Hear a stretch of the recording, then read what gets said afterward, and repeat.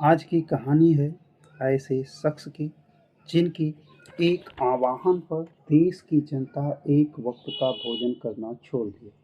कहानी है उस शख्स की जो रेल मंत्री होते हुए भी अपनी माता को रेलवे का एक छोटा कर्मचारी बताते। कहानी उस शख्स की जिन्होंने पाकिस्तान को लाहौर तक खदेड़ दिया। नमस्कार दोस्तों, आज हम लोग बात कर रहे हैं देश के दूसरे प्रधानमंत्री लाल बहादुर शास्त्री जी का, जिनका जन्म 2 अक्टूबर 1904 को उत्तर प्रदेश के मुगल सराय तब के वाराणसी जिला में हुआ और उनके पिता एक स्कूल शिक्षक थे।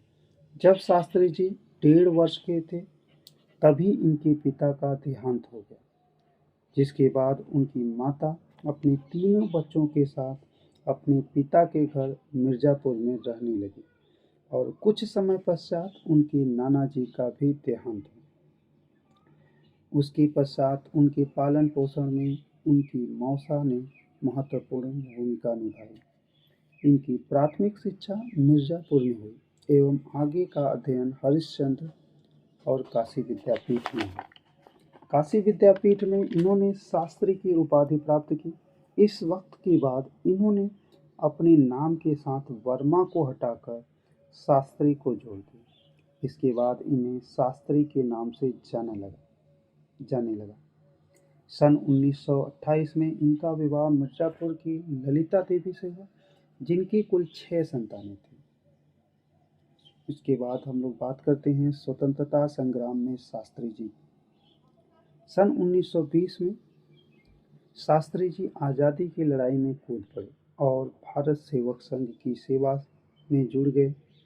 यह एक गांधीवादी नेता थे जिन्होंने अपना सारा जीवन देश व गरीबों की सेवा में लगा दिया। इन्होंने सक्रिय रूप से 1921 में असहयोग आंदोलन में, 1930 में दांडी यात्रा, 1942 में भारत छोड़ो आंदोलन में महत्वपूर्ण भूमिका निभाई।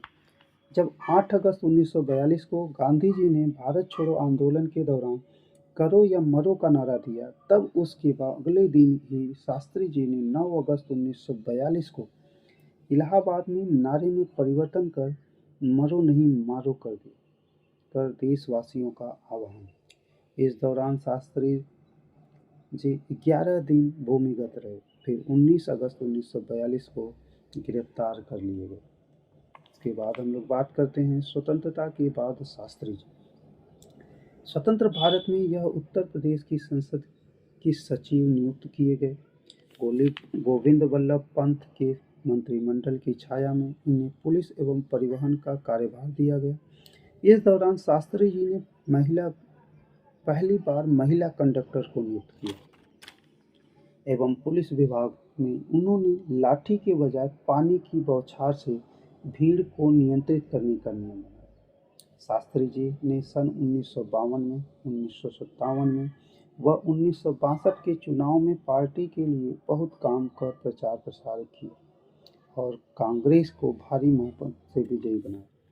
शास्त्री जी की काबिलियत को देखते हुए उन्हें जवाहरलाल नेहरू के आकस्मिक मृत्यु के बाद उन्हें प्रधानमंत्री नियुक्त किया गया, परंतु इनका कार्यकाल बहुत कठिन था। पूंजीपति देश एवं शत्रु देश ने इनका शासन बहुत ही चुनौतीपूर्ण बना दिया। अचानक ही 1965 में सायं 7:30 बजे पाकिस्तान ने भारत पर हवाई हमला कर दिया। इस परिस्थिति में राष्ट्रपति डॉक्टर सर्वपल्ली राधाकृष्णन ने बैठक बुलाई। इस बैठक में तीनों रक्षा विभाग के प्रमुख एवं शास्त्री जी सम्मिलित हुए। विचार विमर्श के दौरान प्रमुखों ने शास्त्री जी को सारी स्थिति से अवगत करा और आदेश की प्रतीक्षा की। तभी शास्त्री जी ने कहा, आप देश की रक्षा कीजिए और मुझे बताइए कि मुझे क्या करना है। इस तरह शास्त्री जी ने भारत पाक युद्ध के दौरान विकट परिस्थितियों में सराहनीय नेतृत्व किया और जय जवान जय किसान का नारा दिया, जिससे देश की एकता आई और भारत ने पाक को हरा दिया। शास्त्री जी की मृत्यु के बारे में हम लोग बात करते हैं।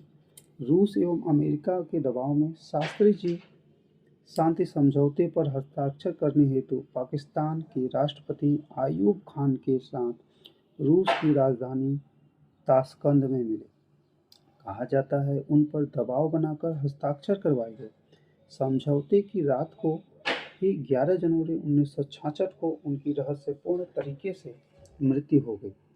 उस वक्त के अनुसार शास्त्री जी को दिल का दौरा पड़ा था, पर कहा जाता है कि इनका पोस्टमार्टम नहीं किया गया था क्योंकि इन्हें जहर दिया गया था, जो कि सोची समझी साजिश थी, जो कि आज भी ताशकंद के आबो हवा में दबी हुई है। इस तरह 18 महीने ही शास्त्री जी ने देश की कमान संभाली। इनकी अंत्येष्टि यमुना नदी के किनारे पर की गई और उस स्थान को विजय घाट नाम से दिया गया। Thank you.